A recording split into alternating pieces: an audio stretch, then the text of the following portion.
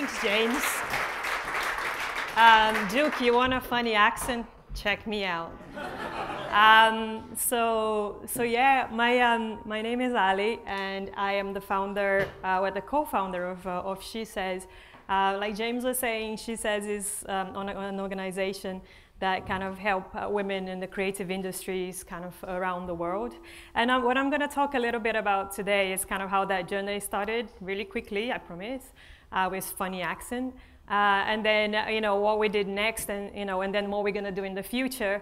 But I guess when I was doing the talk, I kind of realized something interesting while I was putting all of these together, and I noticed a pattern. And I think what this kind of talk is really about is the fact that the people that do something, and that includes all of you guys here, are never satisfied. And this is a little bit of a story of that. So kind of so let's start. First, I'm gonna start with a crazy one. This is like basically where I'm from. Any guesses? No, that's not Rio. But you were right in the country. Actually, I was born in Rio, but when I was 1 year old, I was taken to the Amazon jungle. And basically, that's where I spent most of my childhood, thanks to my two crazy parents. And then, because I grew up in the Amazon playing with the Yanomami tribe, give me a snake and a spider, and we are talking this big. Anytime, and it's fine, I can eat them for breakfast. So I think I ended up in the Amazon because of my two crazy parents. That thought it was fun to take a 1 year old and a 2 month old, yes, my brother and I are only 10 months apart, to the malaria-infested Amazon jungle around in the 70s. So, and that was, I say my parents were crazy, but they're not with us anymore, but I love them to bits. For that experience. My dad was basically a doctor, and his idea of fun when I was misbehaving as a kid and being a little bit of a brat was to take me to the hospital and say, "You think you're having a hard time? Check them out." And then, and also sometimes people that would come to my dad couldn't afford, to pay for a doctor. He wouldn't charge. And then funnily enough, my dad got lots of presents, and funnily enough, they're all alive. We had loads of animals, and I think Oren made me think of that. Like I had 9 turtles, 2 monkeys, loads of chicks, 2 dogs, like all the presents for my dad for not charging people. And then my mom was a crazy historian who was like super politically engaged, and she was like, she used to tell me stories. Not many people know that Brazil had a heavy dictatorship in the end of the 60s, beginning of the 70s, and she used to like run from the police and run from torture, and it was like rough times. And her and my dad's idea of a vacation was basically putting us with some political activists in a bus, go all the way to Chile and shout slogans against Pinochet. So thanks to those 2 crazy people, I ended up there, and I think that's where I got my motto from, where it still stands. Like my motto is I like to be scared at least once a week, and it's been like a roller coaster since then. When I was 10, I left the jungle, partly because I was expelled from the nun school for telling all the nuns and the students how babies are really made. And because my dad told me, like he would tell me these things. And then I told the nuns, and partly because our parents wanted to give us a better education. So when we moved to Rio, I started my first company because I never liked perfume, so I decided to make my own. I was never satisfied. I don't like perfume, I want to make my own. And I decided to make lavender perfume. You know what I did? I got some little, I didn't do a lemonade stand, I did a perfume stand. I got some like lavender, put some alcohol and some water in it and trying to sell it to people. I did sell some, but I think they just bought it for jokes. And then, so that kind of thing of me never being satisfied made me, like, I didn't like cartoons out there, so I decided to make my own cartoons, and I started to drawing my own cartoons. When I was 17, I had a boyfriend who had a band, and I hated watching them. I want to play too, so I decided to play, so I'm a really bad bass guitarist. I cannot play when the strobo lights, I never know, are on, so I can never do that. So I went from like perfume to band to actually really liking computers and playing around with them when in the 90s, and that that led me to like study programming, actually super geeky field, especially in Brazil. There were almost no women doing that kind of stuff. And then I got a scholarship to study in England. I spent 13 years in England, where I did most of my career. And I started doing like programming first, and then branding, and then this terrible word that I'm going to talk a lot about today, advertising. And and for that we did lots of cool work, and and I got lots of awards, which should really be the epitome of, is that the right word? I hope so. Of like what you strive for in your career. But you guess what? That was also not enough for me. Really not. I was like, there must be something more than this. And then I kind of, what I did next is I kind of, okay, why don't I, and I was in this world where not many women were in like really high positions. So I decided to start SheSays, which I already told you about. It's kind of help women further their careers. It started really small with advertising. Now we have women in creative fields, women entrepreneurs and everything. But it started because A, we wanted more competition, and B, me and my co-founder, when we saw something that was not right, all we wanted to do was change it. And we didn't know how to do it, we just did it. We didn't really thought too much about it, we just kind of, let's do it. And then the way we started it is by kind of doing a meeting with 5 people in London, 5 women in London, discussing industry meetings. Like, we found a room and didn't really know what we're doing. And that was like our first event, to kind of try and help women in the industry. And then what we did, and now these people that were together in the room in 2007 became this kind of global network with over 7,500 women around the world in 17 cities. And just kind of basically really grew organically. We did nothing to really promote it. It was just, I guess there was just a need, and people were joining. And I guess one of the things that people liked about us is kind of we're really non-hierarchical. I never understood, and that's another thing that I wanted to change, these like groups where you had to pay a fee to be a member and you didn't have a say. Well, as she says, all the events are what the members ask us to do, so they suggest, and everything is free. And I guess, and then it's super decentralized. It kind of like, I sometimes compare ourselves with the Alcoholics Anonymous, just because, not because we're all drunkards, well, no, that's a bad thing to say, but because, but because we are like, have a decentralized model. Like all chapters do whatever they want. If anybody wants to start a chapter at any point, they can start. The cities know what's best for them. I don't dictate anything. They just start organically, and they do whatever they want in their cities. So that was one of the things. And it was so interesting when you're kind of doing these things. When you're doing, you don't stop to think of what you're doing. And I think that's so interesting, because last year we helped about 2,000 women, and it was just 6 of us. And like, I think it's a pattern that we saw today. Like, if you just think you can do, you do it. And then when you stop to count, there is this amazing surprise. Like if you divide that many by 6 of us is like 333.33333. And it's just nice to say that, to know that we all together made that kind of impact with like no resources, very little resources, and just because of something that we wanted to do. But guess what? Doing the events was not enough. We wanted to do more. Doing this 333 was not enough, and we wanted to do more. And then we decided that we're actually going to have a free mentorship scheme called Who is Your Mama instead of Who is Your Daddy. And then basically, if someone writes to us and say we want a mentor to help us this, we just match them up with somebody. And again, that's free. We also decided that the industry awards were a bit weird, like not the way that we wanted them to be. So we decided to change it, and we decided to have our own. And we created like the Golden Stiletto Awards, which is basically, you actually get a physical, because awards, like I don't know if you've ever seen industry awards, it's like, what are you gonna do with the Oscar? Put on your desk or something, or on your shelf.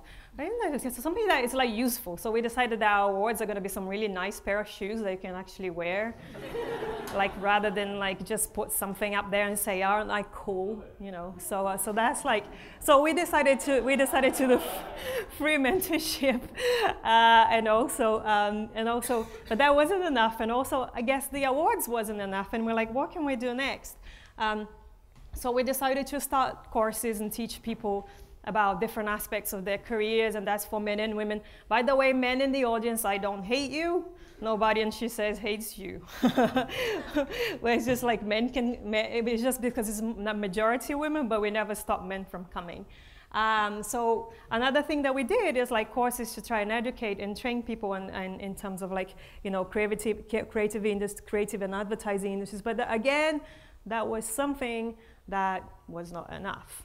And then we started actually helping people with their careers, and we gave them jobs. We started finding them jobs and putting them together with you know, employers, and loads of employers started contacting us, because we are interested in not just finding people jobs, but kind of helping them throughout their career. And like confidence is something that I've seen is really on the down right now. Like people are starting being confident. The people that I've seen so far, as for some reason, I don't really know what that is. Maybe oversharing, I don't know, maybe confused with all the stuff that's going on, but we kind of start helping them unravel that and kind of find them jobs. And again, you know, you guessed it by now, that was not enough. So what we decided to do, and again, this is what is all in the span of like, these last two things were within last year, and we always trying to kind of come up with like other things, multiple things that we can try and fail or succeed on it. And then the next thing that we thought is like, okay, so now why don't we actually get them like, why don't we give them like briefs? Like in the creative industry, like a brief is like a task. So for example, create, you know, it could be like an advertising task or a design task, so create an identity system or create a site or create an advertising campaign. And then we created Shout, which is basically this virtual platform where clients comes to us and say, okay, here is our brief, and then people on the platform reply to that brief, to whatever the task is. And the fun thing on that is like people can comment on each other's work. And one thing that I noticed that the clients love is, I don't know if because it's majority women, it's 90% women, when someone uploads the work and someone else comments on it, the works keep getting better and better, and it's super collaborative, and there's no bashing. Even though it's kind of a competition, there is no bashing.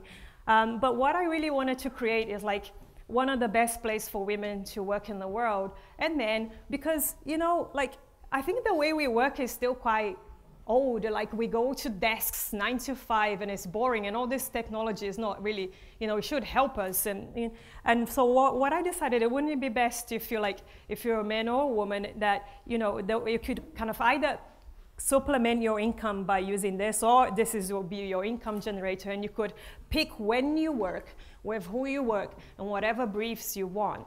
And there is like, and there is this system where we encourage people meeting with each other, because we kind of don't like this, because it's a virtual community, all the works happens online. We hate to be like a closed community where nobody learns, so we do events and we encourage people to meet face to face and talk about it, and there's also the SheSays events that help with that. And plus, I don't believe in free work, so there is like a point system on the site where even if the client didn't pick your idea that you submitted, let's say it's for a site, a website, you get points for like commenting on other people's work and rating other people's work. So what happens is, you know, let's say 1 point equals $1. It's part of our model to get a little bit of profit we have and share with the people. So even if the client didn't pick your work, we'll go and give them, like if you have 200 points, in the end of the year, you get $200. If you have 500 points, you get $500 an app.